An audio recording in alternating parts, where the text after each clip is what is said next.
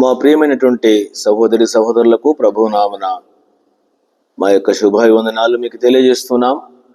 ఈ దినమున మన యొక్క వాక్య భాగము దేవుని వాక్యాన్ని అనుసరించి ప్రసంగ గ్రంథము 7:8 ప్రకారము కార్యారంభము కంటే కార్యాంతము మేలని, ఆరంభం కంటే అంతము మేలనే విషయాన్ని గురించి మనం తలస్తున్నాం. గత దినాల నుండి దావీదు గారి గురించి కొన్ని విషయాలను మనం తలంచినాము. పోయినసారి కూడా దేవుని మందసము ఒబేదేదోము ఇంటిలో ఉన్నటువంటి సందర్భాన్ని దావీదు గారు గుర్తించిన సందర్భం, తిరిగి ఆ దేవుని మందసాన్ని యెరూషలేముకు తీసుకొచ్చిన సందర్భం. నేను దావీదు గారి గురించి కొన్ని విషయాలను మీకు నేను తెలియజేయాలని తలస్తూ ఉన్నాం. దావీదు గారి గురించి ముందుగానే దేవుడు కొన్ని విషయాలను తెలియజేసినాడు.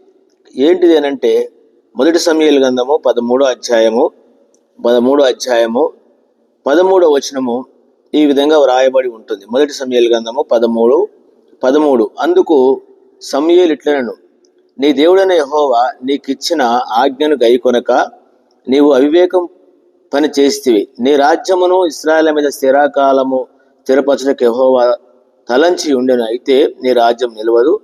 యెహోవా తన చిత్తానుసారమైన మనసు గల ఒకని కనుగొని ఉన్నాడు. నీకు ఆజ్ఞాపించిన దాన్ని నువ్వు గైకొనక పోతివి గనుక యెహోవా తన జనుల మీద అతన్ని అధిపతిగా నియమించను. గమనించండి, అప్పటికి సౌలు రాజ్య పరిపాలన చేస్తూ ఉన్నాడు. దావీదు ఇంకా ఏ లెక్కలో లేడు. దావీదు గారు ఇంకా ఏ లెక్కలో లేనటువంటి దినములలో సౌలు దేవుడు తనకిచ్చినట్టు ఆజ్ఞను అనుసరించలేదు. అందుకనే గత దినాల్లో కూడా చూస్తూ వచ్చినాం. నా ఆజ్ఞల్ని అనుసరిస్తే భూమి మీద ఉన్న సకల జనముల కంటే నిన్ను గొప్పవారిగా చేస్తున్నాడు. ద్వితీయోపదేశకాండము 28వ అధ్యాయంలో మొదటి నుంచి ఎన్నో ఆశీర్వాదాలు ఉన్నాయి. కాబట్టి దేవుని యొక్క ఆజ్ఞను మీరిన కారణాన్ని బట్టి దేవుడు సౌలు యొక్క రాజ్యాన్ని తీసివేసినాడు.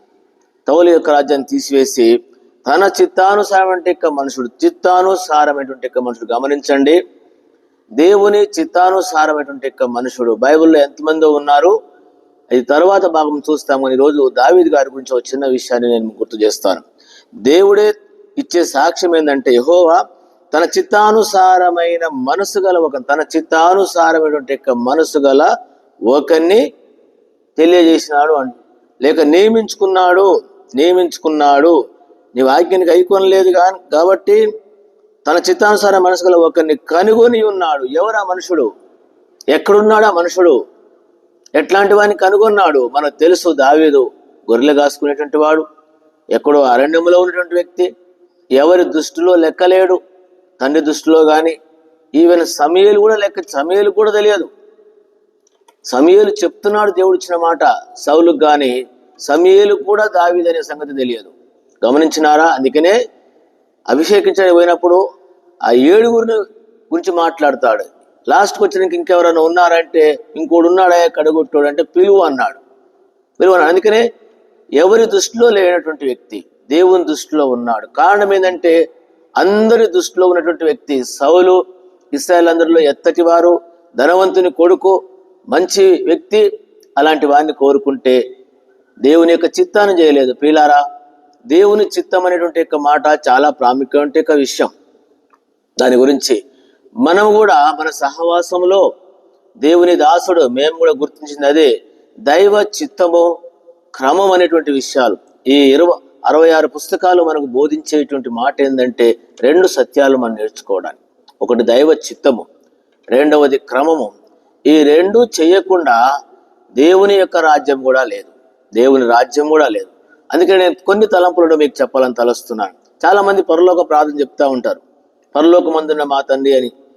అదంటాడు, నీ చిత్తం పరలోకమందు నెరవేరుచున్నట్లు భూమి మీద నెరవేరును కాకుండా నీ చిత్తం పరలోకమందు నెరవేరుచున్నట్టు. అందుకని దేవుని చిత్తాన్ని జరిగించేటువంటి వ్యక్తి. దేవుని చిత్తం అనేది ముఖ్యమైన విషయం. దేవుని చిత్తము చెయ్యకుండా, దేవుని చిత్తానుసారంగా చేయకుండా, నీ ఇష్టానుసారంగా చేస్తూ దేవుని చిత్తమని నువ్వు అడ్డు పెడితే వచ్చే నష్టం అది. సౌలులాగా రాజ్యాన్ని పోగొట్టుకుంటాం, దేవుని రాజ్యం కూడా పోగొట్టుకుంటాం. వాస్తవం అంటే వాస్తవం, ఇది సత్యం. ఎందుకంటే యేసు ప్రభు వారే చెప్పినాడు. మత్తయి సువార్త 7వ అధ్యాయము 20 నుండి ఈ విధంగా ఉంటుంది. ప్రభువా ప్రభువా నన్ను పిలుచు ప్రతివాడు పరలోక రాజ్యంలో ప్రవేశించాడు గాని పరలోకమందు ఉంటే నా తండ్రి యొక్క చిత్త ప్రకారము చేయువాడే పరలోక రాజ్యంలో తండ్రి యొక్క చిత్త ప్రకారము చేయువాడే పరలోక రాజ్యంలో ప్రవేశిస్తాడు. ఆ దినమున అనేకులట ప్రభుని చూసి ఏమంటారు, ప్రభువా నీ నామమున మేము ప్రవచించినాము. మత్తయి సువార్త 7వ అధ్యాయము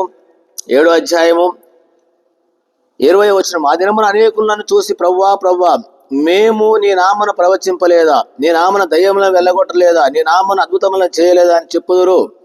అప్పుడు నేను మిమ్మల్ని ఎన్నడూ ఎరగను, అక్రమము చేయువారులారా నా యుద్ధ నుండి పోండని వారితో చెప్పుదును. కాబట్టి గమనించినారు, క్రమము లేకుండా దేవుని చిత్తానుసారంగా చేయకుండా నీ ఇష్టానుసారంగా చేస్తే ఎట్లా? అందుకనే ప్రభువా ప్రభువా నన్ను పిలుచువాడు ప్రతివాడు పరలోకంలో రాజ్యంలో ప్రవేశించ పరలోకమందున్న తండ్రి చిత్త ప్రకారము.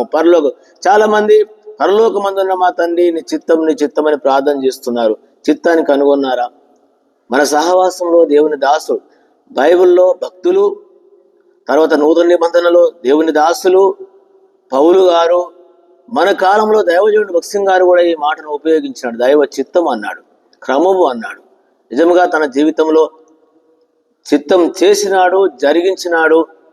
చివరిలో ఉన్నట్టు మేము కూడా ఆ విషయాలు చూసినాం కాబట్టి ఆ చిత్తంలో చేస్తే సేవ చేయాలా, అక్రమంగా ఉంటే ఉండాలా, లేకపోతే ఆ క్రమం లేకపోతే ఎందుకు అనేటువంటి తపన ఉంటుంది మాకు కూడా.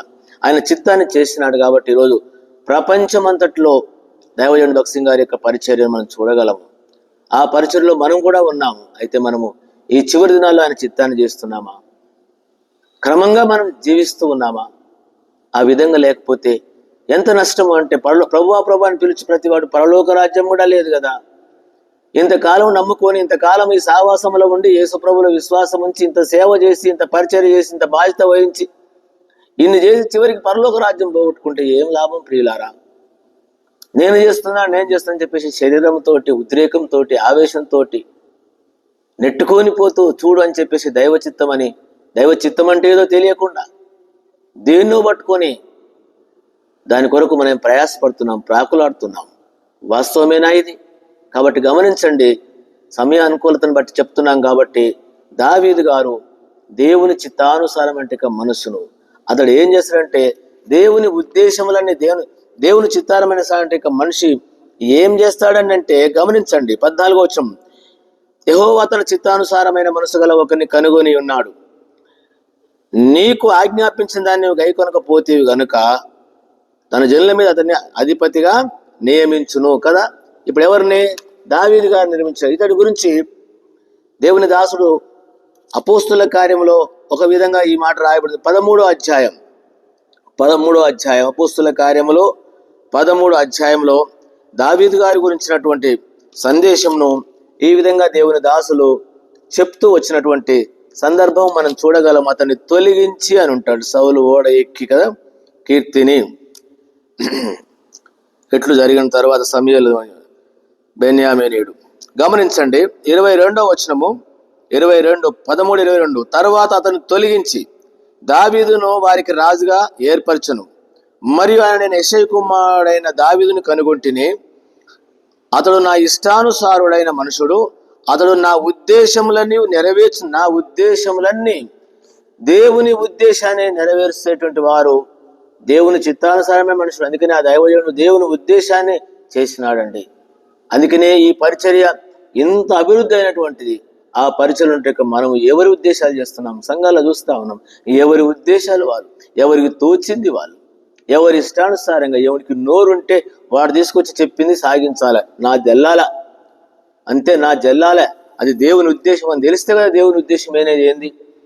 అతని ఉద్దేశంను నెరవేర్చి సంఘాలను నష్టపరిచి ఆత్మీయంగా నష్టపోయే దినాల్లో ఉంటున్నాం. అందుకనే ఈ దినమున గమనించవలసిన విషయం అంటే దావీదు గారి గురించినటువంటి మాట, నా చిత్తానుసారమైన మనుషుడు. ఇంకొక విషయం ఏంటంటే నా ఇష్టానుసారమైన మనుషుడు. అంతేకాదు అతడు నా ఉద్దేశములన్నీ నెరవేర్స్తాడు, అతడు నా ఉద్దేశములన్నీ నెరవేర్స్తాడంట. దేవుని బిడ్డలారా, దేవుని ఉద్దేశములను నెరవేర్చేవాడు. ఇతని గురించి మంచి సాక్ష్యం ఇవ్వబడింది. దావీదు గారి గురించి అంటే మంచి సాక్ష్యం ఇవ్వబడింది. ఈ విధంగా ఉన్నటువంటి సందర్భము మనం ఎరగగలం. ఎందుకంటే దావీదు దేవుని సంకల్పము చొప్పున తన తరము వారికి సేవ చేసినటువంటి యొక్క సందర్భము కూడా మనము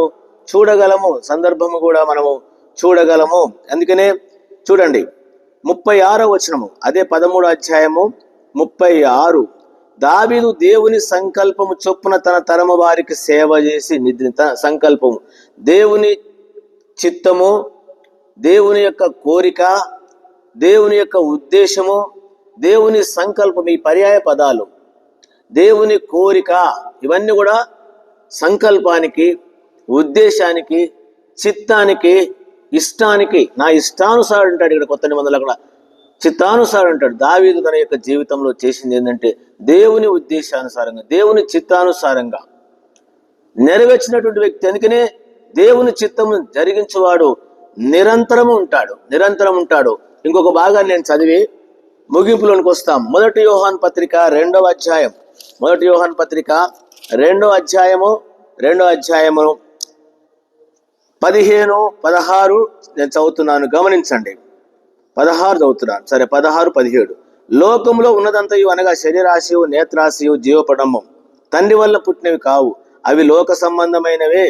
లోకమును దాని ఆశయు గతించిపోవును గాని దేవుని చిత్తమును జరిగించువాడు నిరంతరము నిలుచును. ఉద్దేశమైంది. అందుకనే దేవుని దాసునికి ఈ విషయాన్ని బయలుపరిచినాడు, అది జరిగించినాడు. ఆ సహవాసములో, ఆ పరిచయంలో నీవు నేను ఉంటున్నాం, జరిగిస్తున్నామా? దేవుని చిత్తము జరిగించువాడు నిరంతరము నిలుస్తాడంట, ఎప్పటిదాకా. అందుకనే దావీదు యొక్క సంతానాన్ని గురించి మనం ఏం చెప్పగలము అని అంటే, అబ్రహాము కుమారుడు, మత్తయి సువార్త 1:1 ప్రకారం అబ్రహాము కుమారుడైన దావీదు కుమారుడైన యేసుక్రీస్తు వంశావళి. ఎవరండి ఆయన సంతానం అంటే? మన ప్రభు అయిన యేసుక్రీస్తు వారు. నీవు నేను ఎవరము అనంటే ఆయన యొక్క సంతానమే, దావీదు యొక్క సంతానం అంటాం, అబ్రహాం యొక్క సంతానం, లేక యేసుక్రీస్తు ప్రభు వారి ద్వారా మనమంతా దేవుని సంతానముగా వచ్చినాం. ఎంత ఆశీర్వాదం పొందినటువంటి వ్యక్తిగా ఉన్నాడు. నీవు నేను ఏ విధంగా ఉంటున్నాం? దేవుని చిత్తాన్ని చేస్తున్నామా? మన ఇష్టాన్ని చేస్తున్నామా? నష్టపోక ముందే మనం ఎరగవలసిన వారంగా ఉంటాం. అందుకనే దేవుని చిత్తమైనటువంటి యొక్క మాట, ముఖ్యమైనటువంటి యొక్క మాట, దేవుని చిత్తం జరిగించువాడు నిరంతరము అంటే ఇక్కడే కాదు, నిరంతరము అంటే దేవుని రాజ్యంలో కూడా ఉంటాం. కాబట్టి ఈ దినమున ఈ సత్యాన్ని ఎరిగినటువంటి మనము ఇంతవరకు దేవుని చిత్తాన్ని చేయకుండా మన ఇష్టము, మనకు తోచినట్లుగా చేస్తే నష్టపోవద్దని దేవుడు కృప చూపి ఆయన చిత్తాన్ని చేయాలని, ఆయన చిత్తం చేసిన వాడే నిరంతరం నిలుస్తాడు. ఆయన చిత్తం చేసినటువంటి వాడే దేవుని రాజ్యంలో ఉంటాడు. ప్రభువైన పోడు. కాబట్టి ఆయన రాజ్యాన్ని పోగొట్టుకోవద్దు, ఆయన సన్నిధిని మనం పోగొట్టుకోవద్దని దేవుని దాసలముగా ప్రభువు నామమున మీకు మనవి చేస్తూ ముగిస్తూ ఉన్నాం. ప్రార్థన చేస్తాం. ప్రియమైన తండ్రి, మీ చిత్తానుసారమైన వ్యక్తి దావీదు గారు, అంతేకాదు నీ దాసుడు మా ప్రియుడు దావీదు భక్సింగ్ గారిని మీరు ఏర్పాటు చేసుకుని చిత్తం అనేటువంటి భాగం తీసుకుని వచ్చినారు. ఆ యొక్క సేవలో మేము ఉంటున్నాం. వినేటువంటి మా ప్రియులు, మేము కూడా మీ చిత్తాన్ని ఎరిగి చేసి, మేము మా కుటుంబములు, సంఘములు నిరంతరము మీ దగ్గర నిలిచేటువంటి విధంగా సిద్ధపరచమని వందనాలు చెల్లిస్తూ యేసు ప్రభువు నామమున ప్రార్థించి వేడుకుంటున్నాను తండ్రి. ఆమేన్. మన తండ్రి దేవుని యొక్క ప్రేమ, మన ప్రభువైన యేసుక్రీస్తు వారి కృప, పరిశుద్ధాత్మ సహవాసం చేయని మనందరికీ తోడైయుండును గాక. ఆమేన్. Praise the Lord. మీ అందరికీ ప్రభువు నామమున మా శుభాభివందనాలు తెలియజేస్తూ ఉన్నాం.